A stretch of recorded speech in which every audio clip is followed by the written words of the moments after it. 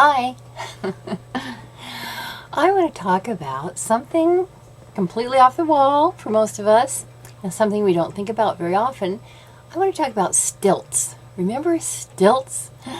When I was a kid, we used to make our own stilts, and there were a couple of different kinds that we made in our neighborhood. The kind that Gary and Gail Edwards and I made when we were quite little were made from coffee cans. And they had strong string, or maybe it was a light kind of rope. I'm not sure. I can't remember that part of it too well. But we had a rope or string tied through two holes that we'd poked in the empty cans. And then we put our feet on the cans and pulled the ropes up and then walked like that. And those were our stilts. But the better ones were made by my brother, Donnie. Yes, my husband's name is Donnie, and my brother's name is Donnie. So that's a little confusing.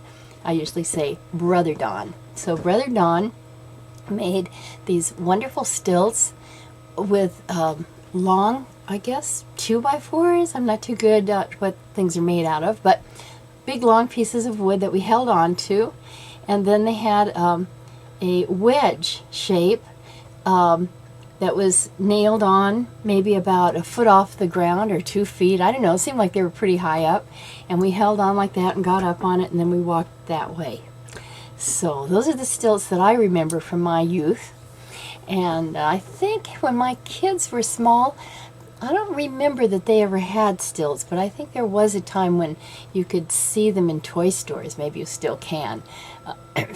Of course, when I was growing up, that was a long time ago, it was would be what we would call a shonda or a shame to buy stilts when you could make them.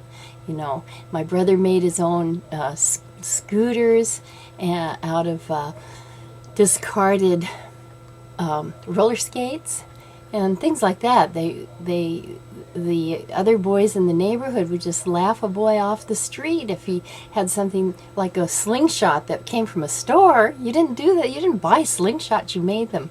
Anyway, getting off subject of stilts. And the reason I thinking about it and brought it up is that today my husband and I went to the opening. It's the third day of a 3-day kind of festival commemorating the opening of the Broad Museum, which is part of the Los Angeles County Art Museum. And there were 2 people on stilts. They must have been elevated 4 feet high.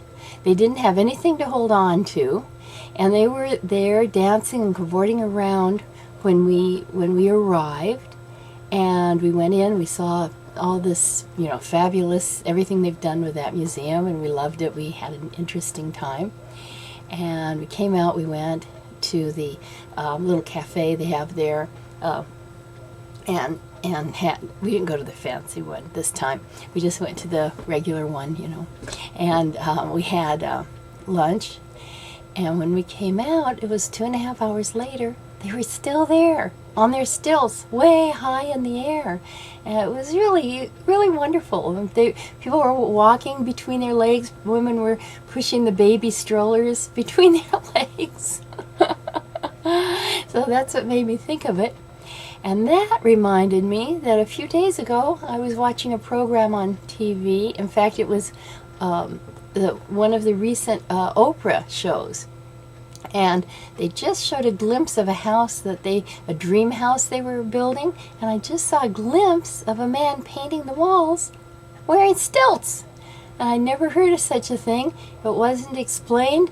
Maybe it's so ordinary nobody else thought that was unusual, but I'd never ever seen that. So anyway, if you want to comment about that, if you know if that's a thing that people do, paint their ceilings and high up on the walls wearing stilts, I wonder where you could get those stilts if anybody knows. So, bye-bye. See you tomorrow.